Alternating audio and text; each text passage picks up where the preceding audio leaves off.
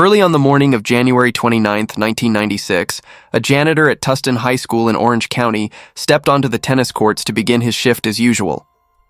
However, as the dim light of dawn was just enough to see clearly, a horrifying sight appeared before him. A young man's body lying motionless in the middle of the court, his feet still wearing roller skates. A pool of dark red blood spread around, soaking deep into the hard court. Terrified, the janitor shakily picked up the phone and called 911. Soon, the Thien Police Department's investigative team arrived at the scene. What they witnessed made even seasoned police officers shudder. The victim had been brutally attacked with dozens of stab wounds throughout his body. His throat was deeply slashed.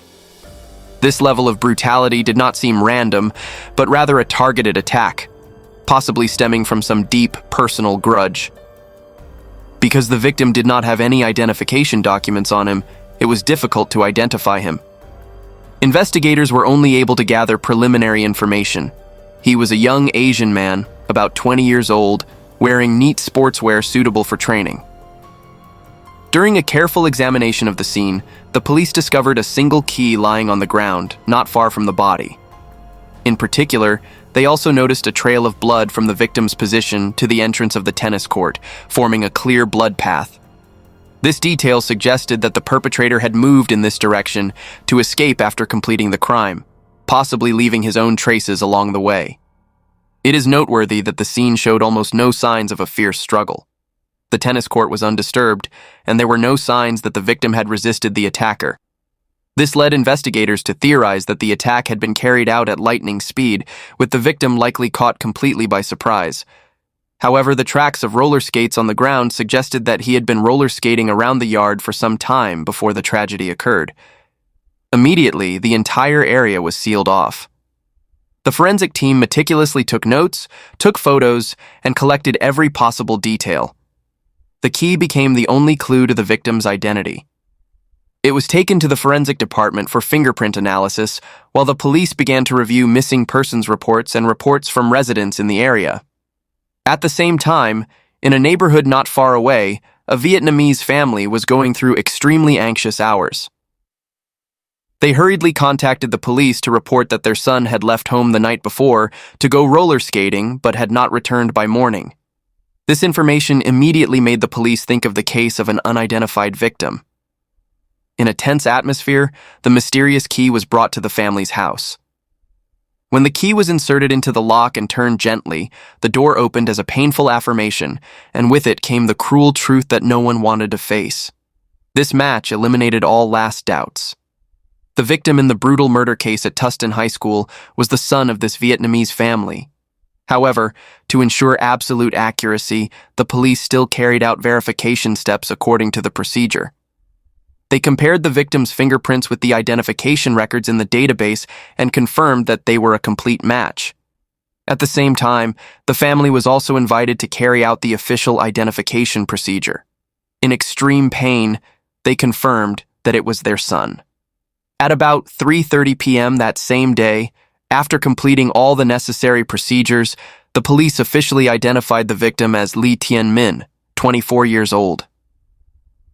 Min's sister, Lily, provided the police with important information. She said that the night before, her brother had said he was going to go roller skating at the high school near their home. What particularly caught the police's attention was Lily's assertion that her brother had no enemies and that everyone loved him. This information further convinced the investigators that this was not a murder committed by an acquaintance with a personal motive, but was most likely a random act by a stranger, which would make the investigation much more difficult. As they continued to learn about the victim, he was the eldest son in a Vietnamese family that had been attached to Thien, California for many years. Born in 1973 in Vietnam, when he was only 10 years old, Minh left his homeland with his parents and two younger siblings to seek a new life in California, USA. From his early days in America, the boy Minh showed maturity beyond his years. While his parents were still struggling with language and cultural barriers, Minh, despite his young age, became the bridge that helped his family integrate into the new living environment. He learned English quickly and often interpreted for his parents in daily transactions. To make a living in a foreign land, the Lai family opened a video rental store in Santa Ana, a popular job in the Vietnamese community at that time. Although Minh had to go to school and help his parents, he still maintained excellent academic performance. After graduating from Thien High School in 1991, Minh attended UCLA, where he decided to pursue a dual major in biology and English. Here, he was elected president of the school's Vietnamese Student Association. In the eyes of his friends and colleagues, Minh is the embodiment of an ideal student leader, someone who is always full of enthusiasm and ready to lend a helping hand to other Vietnamese students to overcome difficulties in the process of studying and integrating. Not only that, he also actively participates in cultural and volunteer activities in Little Saigon. After graduating from UCLA in 1995, Minh decided to continue his studies at Georgetown University in Washington, D.C., where he pursued a master's degree in biology and biochemistry. However, his academic ambitions went further than that. He was considering expanding into the fields of law or medicine, with the intention of becoming a doctor or lawyer in the future. But perhaps the biggest dream in Minh heart was the desire to serve as a diplomat. He cherished the ambition of one day becoming the U.S. ambassador to Vietnam so that he could help build a bridge between the two countries and contribute to the development of his homeland. In the winter of 1995, Minh completed his master's program at Georgetown. He returned to Orange County to rest and prepare for the next step in his career. He had an important job interview scheduled for January 29, 1996, just one day after the case. But unexpectedly, cruel fate made the talented young man stop. Many dreams are still unfinished.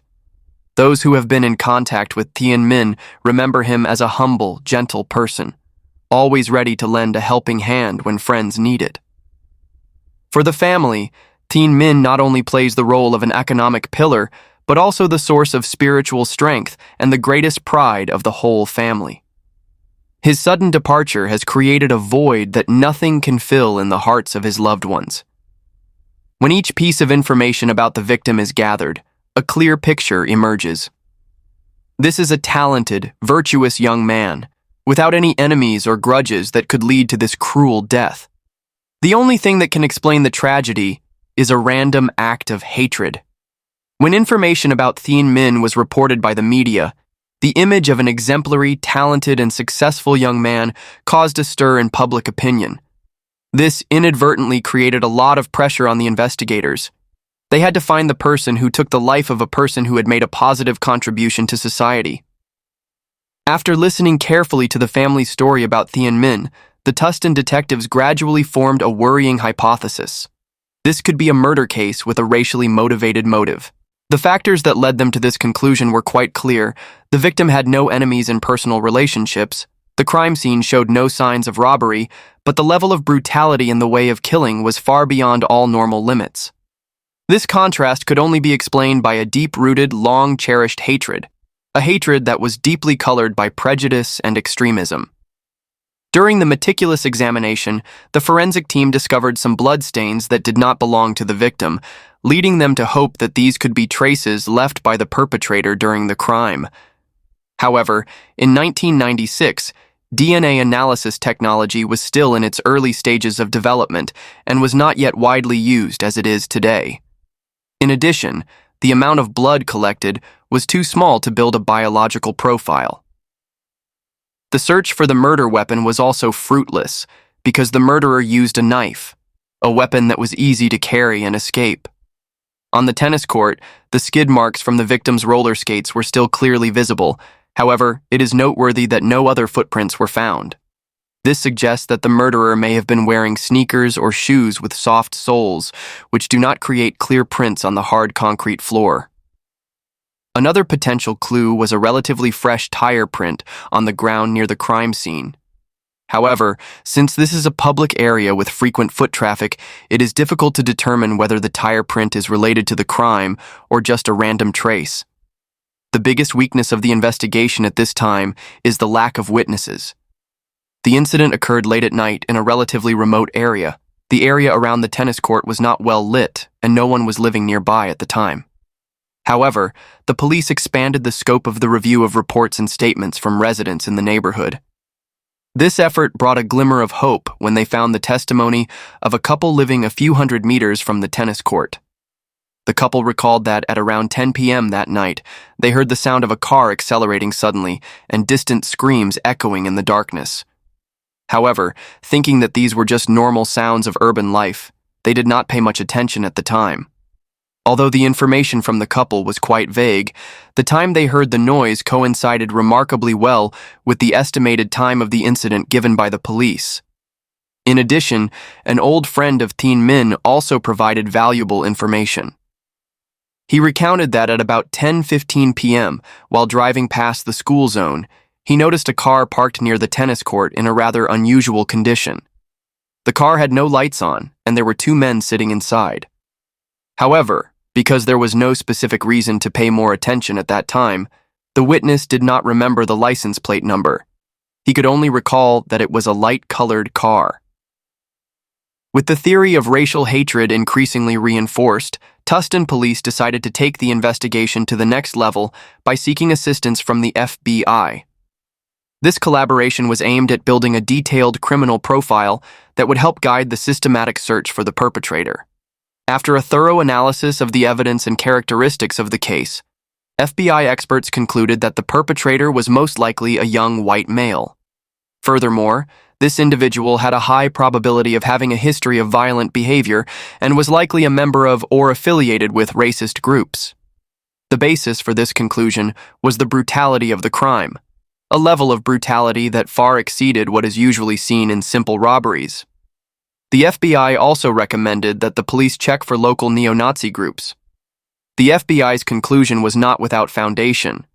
In fact, throughout the 1990s, Orange County witnessed a number of incidents of white youth attacking Asians. However, the previous incidents had mostly been assaults, never escalated to the level of a murder. Based on the FBI's recommendations, the memories of local investigators began to awaken. They remembered that there had been a neo-Nazi group operating in the area, although not openly, but still leaving traces through small acts. At the same time, an important piece of information came from the state of Missouri. Local police announced that they were looking for a young man named Gunnar Lindberg for shooting several people of minority groups in the state the previous summer. As investigators dug deeper into Lindberg, they discovered that he had lived in Tustin and had a close friend named Dominic Christopher. However, what caught their attention was that both of them had disappeared from the area shortly after January 1996, the exact time the murders occurred. Another piece of information that was also noted was that Lindberg had a brother named Jerry Lindberg, who was living in New Mexico. At first glance, this detail seemed to have nothing to do with the case under investigation. However, in later developments, this seemingly meaningless information became an important key to unlocking the whole truth. Although there were clues about Lindberg, at this time the police still did not have enough basis to officially put him under suspicion. The amount of evidence collected was still too little and not enough to establish a direct connection to the case. Therefore, investigators continued to expand the scope of the search, checking other subjects that could be involved, including local gangs. However, when analyzing their activity habits, they realized that most local gangs rarely chose the tennis court as a gathering place at night, which made this line of investigation less feasible. Just when the investigation seemed to be at a standstill, an unexpected development occurred. On February 13, 1996, the Tustin Police Department's phones rang with a call from the Alamogordo, New Mexico police. The information they brought was like a breath of fresh air into the stagnant investigation. A family in New Mexico had just received a letter from an old acquaintance named Jerry Lindberg. The content of the letter made them shudder and decided to report it to the police. In it, Jerry described in detail the murder of an Asian man with a knife in Tustin. What was particularly remarkable was the details mentioned in the letter, including the fact that the victim had only a key and no wallet, information that the police had never released to the public. The importance of this letter was immediately evident. This was no longer a vague clue, but almost a blatant confession from the killer himself.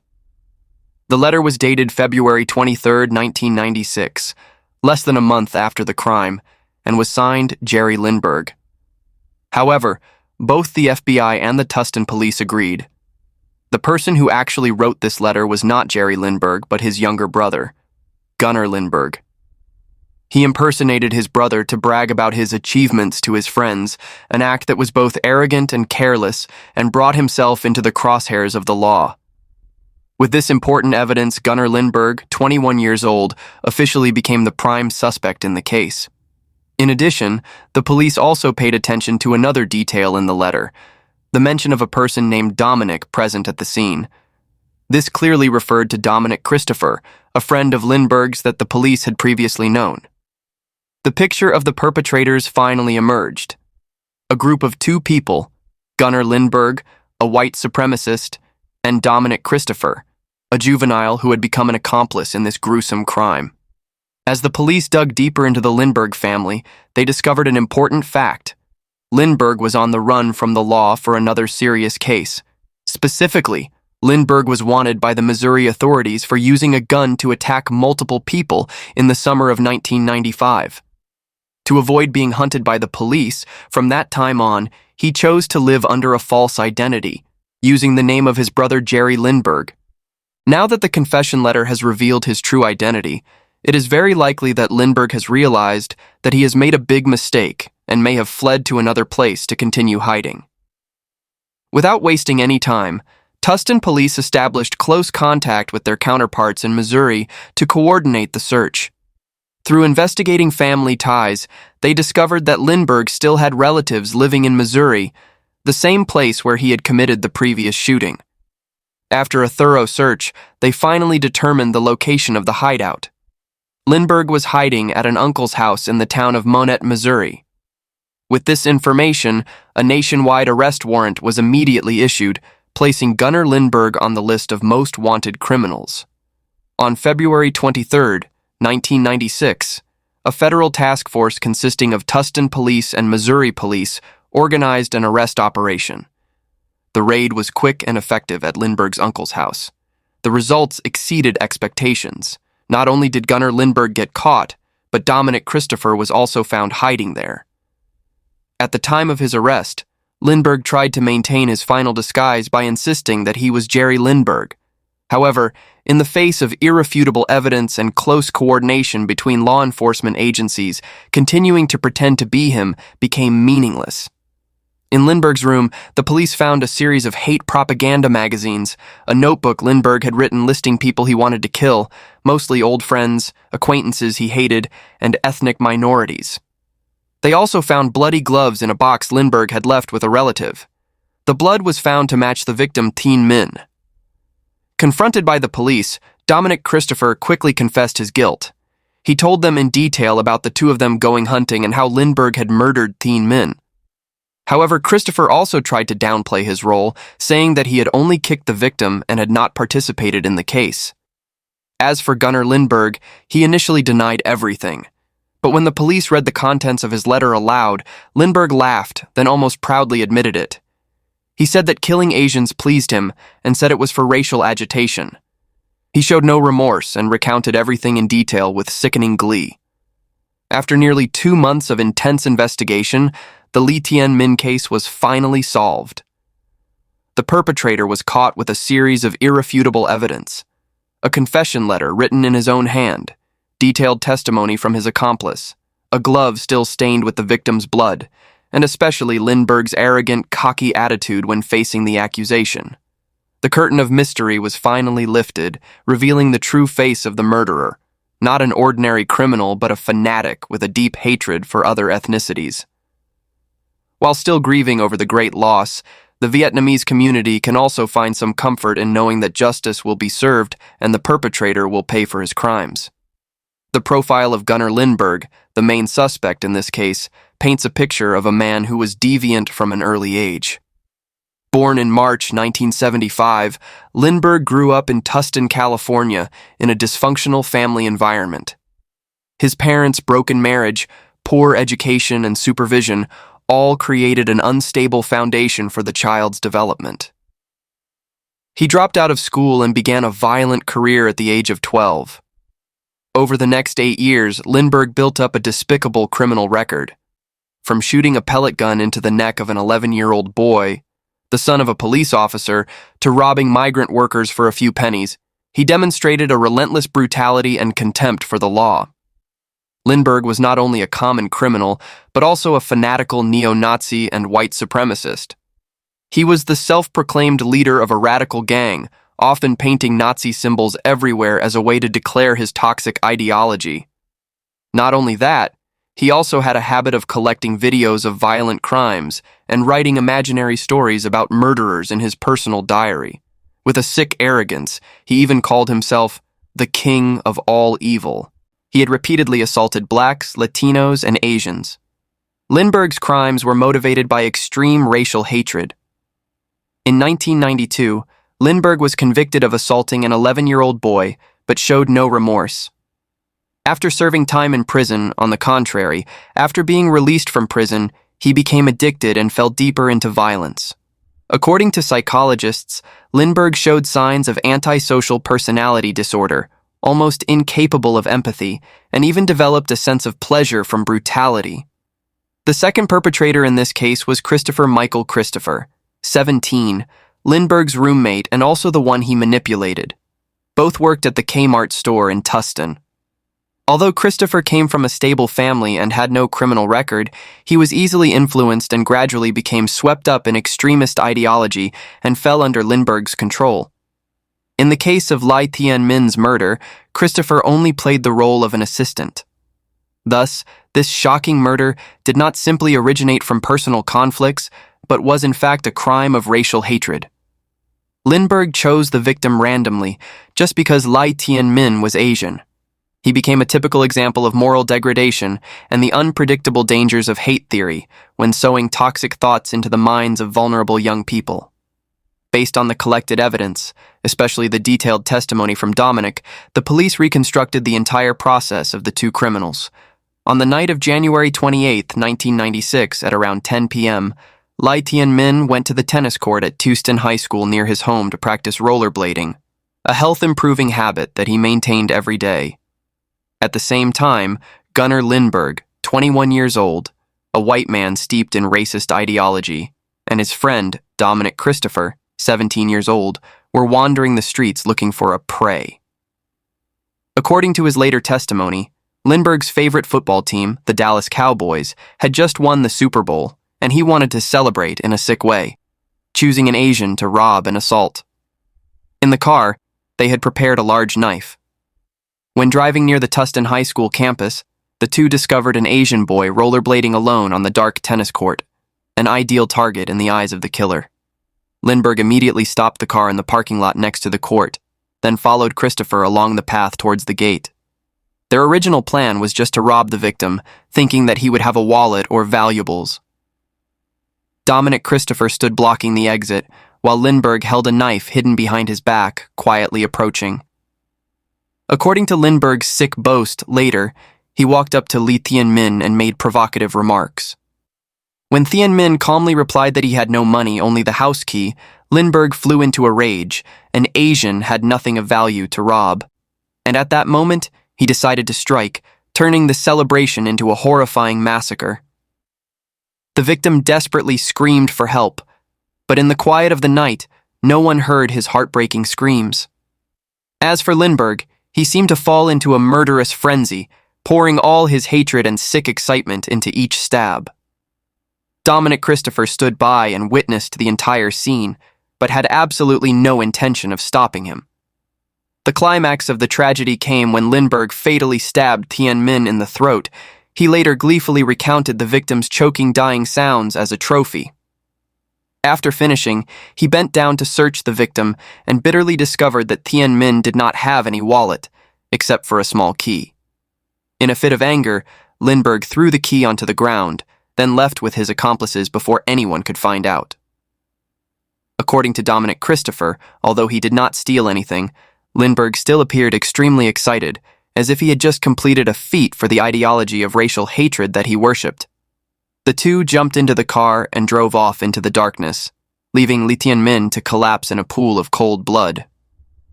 In just 7 minutes, a young life was taken away by 52 hateful stabs from two complete strangers.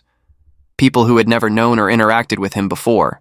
In March 1996, the Orange County District Attorney's Office officially charged Gunnar Lindberg with first-degree murder, along with two special circumstances: murder out of racial hatred and intent to rob. Although nothing was taken from the victim, Lindberg's admission of intent to rob was enough to constitute an aggravating circumstance. Under California law, that alone qualified him for the death penalty. As for his accomplice, 17-year-old Dominic Christopher, he was also charged with first-degree murder. However, because he was a minor, he did not face the death penalty. Christopher pleaded guilty and agreed to cooperate with the prosecution, so he was tried separately. After 2 days of deliberation, in 1997, the jury came to the conclusion: Christopher was guilty of first-degree murder as an accomplice. His sentence was 25 years to life. Christopher began serving his sentence in prison in 1997. In 2023, after more than 26 years in prison, he was paroled and released on the grounds of good behavior and considering that he was underage at the time of the crime.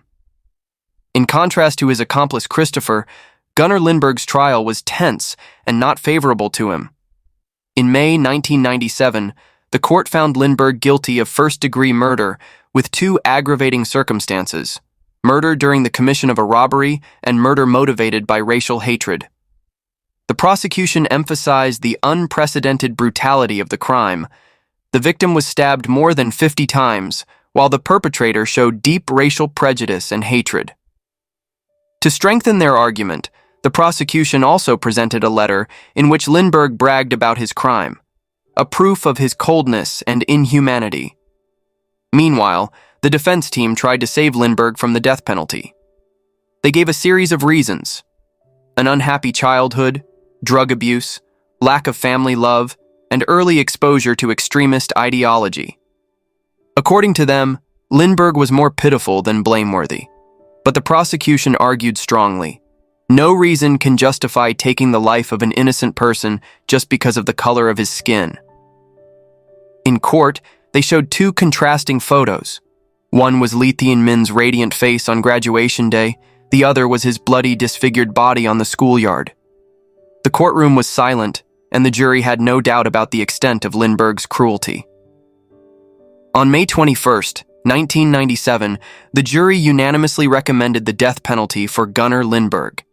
This was the first time in California that a death sentence had been imposed for a racial crime. When he heard the verdict, Lindberg was cold and expressionless. On the contrary, Thien Minh's family burst into tears in each other's arms, tears of both sorrow and relief, because finally, justice had been served. But Lindberg, of course, appealed. He argued that he could not prove his hateful motive. However, with clear evidence, in 2008, the California Supreme Court reviewed and upheld Lindberg's death sentence. However, the state of California has a moratorium on executions since 2019, so until 2025, that is, until now, Lindberg is still awaiting execution. And that's it for today's case. Thanks for watching and see you in the next videos.